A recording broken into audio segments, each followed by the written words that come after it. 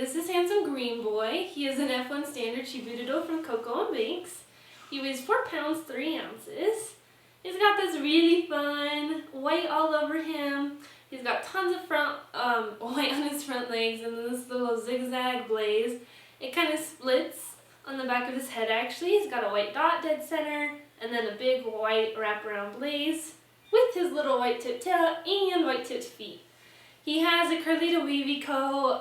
It will grow out to a more loose wave, which is going to be really darling. He does have low energy for this litter. He's really submissive, easygoing about things, gets along great with everybody. One thing to take into consideration with him is he's slightly reserved at first. He does love people, he's very curious about things, but he definitely likes to do things on his own time and feel comfortable with it. So I think a really important thing with him, and I suggest this for all puppies, but just more, I'll touch on it with him, is having a safe space like his crate where he can go if he's feeling a little overwhelmed with things, teaching him to come back to you when he's nervous, and just doing things like when new people meet him, letting him come to them so that he doesn't feel overwhelmed or like they're going to attack him or anything. So, and simple things like petting over the head is fine, but when it's a new person, actually going underneath is a little bit easier for the puppies just because going on top is actually a dominant thing dogs do. So it's something to think about. Like I said, it's for all puppies, but especially for him, just so he feels the most comfortable. I think it's very important he has positive experiences with new things and people just because he does have that touch of timidness.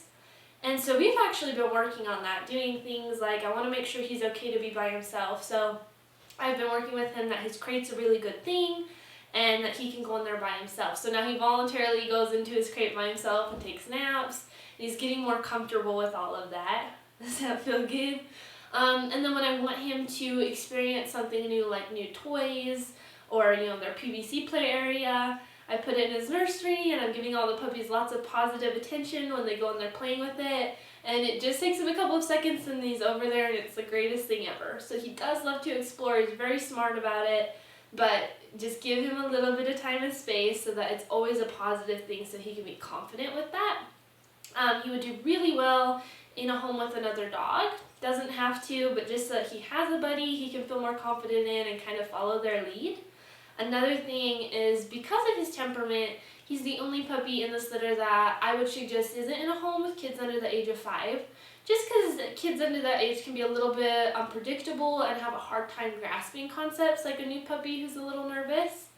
And so kids who are older, he loves kids, he loves playing, but he definitely doesn't want kids who are grabbing him or scaring him, just because I think that would not be a good thing for sure. So something to take into consideration. He is a super sweet little soul, loves to cuddle, he's a very chill guy. Sister Green Boy.